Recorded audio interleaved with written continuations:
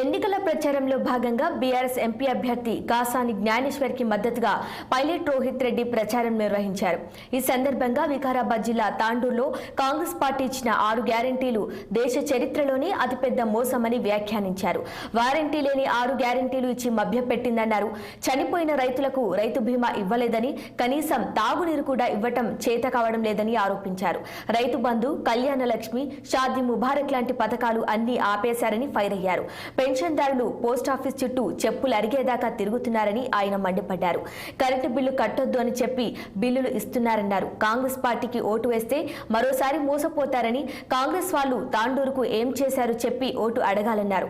వెనుకబడిన కులాల వారి కోసం పోరాడిన కాసాని జ్ఞానేశ్వర్ కి మద్దతుగా ఉందామని, కారు గుర్తుకు ఓటేసి భారీ మెజార్టీతో గెలిపించాలని పైలట్ రోహిత్ రెడ్డి కోరారు.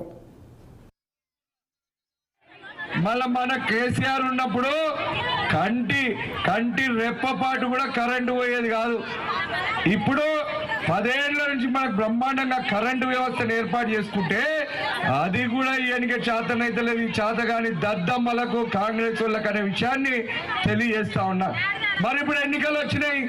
ఎన్నికలు వచ్చేసరికి ఊరు అసలు 5 నెలల నుంచి ఏ ఒక్కరికైనా కళ్యాణ లక్ష్మి చెక్ వచ్చిందా మీ ఊర్లో? మరి మీ బిడ్డ రోహిత్ రెడ్డి ఎమ్మెల్యే ఉన్నప్పుడు నెలకోపారి మీటింగ్ పెట్టి పెళ్లిళ్ళు చేసుకున్న ఆడబిడ్డ నీళ్లు పాయే, రైతు బంధు పాయే, రైతు బీమా పాయే.